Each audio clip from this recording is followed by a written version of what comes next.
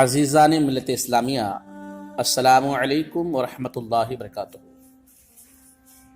اللہ تعالی آپ حضرات کو دونوں جہاں میں سلامت رکھے۔ آج میں آپ حضرات کے سامنے غصہ کی بات کرنا چاہتا ہوں کہ غصہ کرنا کب اچھا ہے اور غصہ کرنا کب برا ہے۔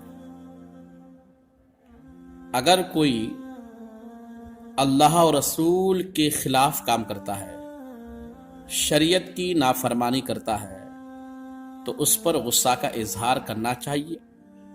غصے کا اظہار کرنا جائز ہے اور درست ہے، بلکہ بڑا ثواب ہے۔ ایسے ہی اگر کوئی پیر اپنے مریدوں کو وعظ و نصیحت کرے اور مرید عمل نہ کرے تو پیر غصے کا اظہار کر سکتے ہیں۔ ایسے ہی استاذ نے شاگردوں کو سمجھایا، سبق یاد کرنے کا حکم دیا، شاگرد یاد نہ کرے، استاذ بچوں پر اپنے غصے کا اظہار کر سکتے ہیں۔ ایسے ہی ماں باپ نے شریعت کے دائرے میں رہ کر اپنے بچوں کو کسی چیز کا حکم دیا، بچے نے عمل نہ کیا تو ماں باپ اپنے بچوں پر غصے کا اظہار کر سکتے ہیں۔ یہ ہے فائدے کے لیے ہے، یہ دین کے لیے ہے۔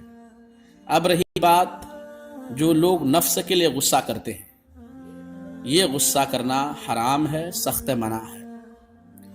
آقائے کریم صلی اللہ علیہ وسلم کی دیوانوں، بحقی شریف کی حدیث ہے، نبی کریم صلی اللہ علیہ وسلم نے فرمایا کہ غصہ ایمان کو ایسا خراب کرتا ہے جس طرح ایلوا شہد کو خراب کر دیتا ہے۔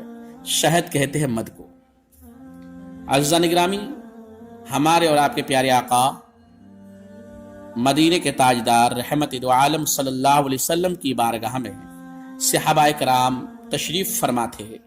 آقا کریم صلی اللہ علیہ وسلم نے ارشاد فرمایا، میرے صحابیوں بتاؤ، تم لوگ سب سے بڑا بہادر کس کو سمجھتے ہو؟ تم لوگ سب سے بڑا طاقتور کس کو سمجھتے ہو؟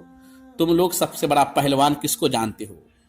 صحابہ نے عرض کیا، حضور ہمارے ماں باپ آپ پر قربان، سرکار ہمارے نزدیک سب سے بڑا بہادر وہی ہے جو سب میں زیادہ طاقتور ہو۔ پہلوان ہمارے نزدیک وہی ہے جو اس کو کوئی گرا نہ سکے، وہ سبھوں کو گرا دے۔ تو ہمارے اور آپ کے پیارے آقا کریم صلی اللہ علیہ وسلم نے ارشاد فرمایا کہ وہ پہلوان نہیں جو دوسرے کو گرا دے، بلکہ پہلوان وہ ہے کہ جس کو غصے کے وقت اپنے اوپر قابو رہے اور اپنے غصہ کو کنٹرول کر سکے۔ عزیزان گرامی، ایسے ہی نبی کریم صلی اللہ علیہ وسلم کی بارگاہ میں ایک صحابی نے عرض کیا، حضور مجھے کوئی ایسا عمل بتائیں، مجھے کوئی ایسا کام بتائیے جو مجھے جنت میں لے جائے۔ تو حضور نے فرمایا، غصہ مت کرنا، بس تیرے لیے جنت ہے۔ آقا کریم صلی اللہ علیہ وسلم کی دیوانوں، حضور رحمت عالم صلی اللہ علیہ وسلم نے فرمایا کہ دوزخ میں ایک ایسا دروازہ ہے جس میں سے کوئی شخص داخل نہیں ہوگا مگر جو اللہ کو ناراض کر کے اپنا غصہ پورا کرے۔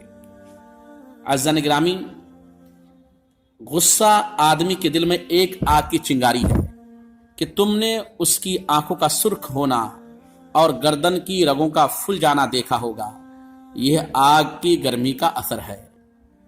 پس جب غصے کا اثر معلوم ہو تو غصہ اترنے کا علاج کرنا چاہیے۔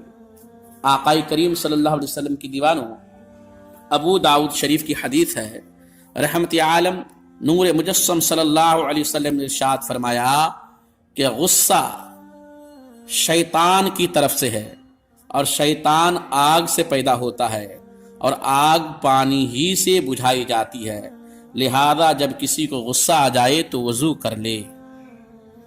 اور ترمذی شریف میں ہے کہ حضور نے ارشاد فرمایا، جب کسی کو غصہ آ جائے اور وہ کھڑا ہو تو بیٹھ جائے، اگر غصہ ختم ہو گیا تو ٹھیک ہے، اگر غصہ ختم نہیں ہوا ہے تو لیٹ جائے، اور ہو سکے تو قرآن کریم کی اس آیت کریمہ کی تلاوت کرے۔ اس آیت کریمہ کی برکت سے اس کا غصہ ٹھنڈا ہو جائے گا۔ اللہ کہتا ہے، وَالْكَاظِمِينَ الْغَيْظَ وَالْعَافِينَ عَنِ النَّاسِ وَاللَّهُ يُحِبُّ الْمُحْسِنِينَ۔ عزیزان گرامی، امام حسین جو نبی کے نواسے ہیں، علی کے لاڈلے ہیں، فاطمہ کے دلارے ہیں۔ ایک دن ان کے گھر معزز مہمانوں کی دعوت تھی۔ آپ کا غلام لاپرواہی کی بنا پر ایک قیمتی پیالہ کو توڑ دیا۔ امام علی مقام اس کی جانب غصہ سے دیکھا تو غلام قرآن کریم کی آیتوں کا حافظ تھا۔ اس نے قرآن کریم کی اسی آیت کا ورد کیا، وَالْكَاظِمِينَ الْغَيْظَ، مومن غصہ کو پی جانے والے ہیں۔ تو امام حسین ارشاد فرمایا، قَظَمْتُ غَيْظِي، میں نے غصہ کو پی لیا۔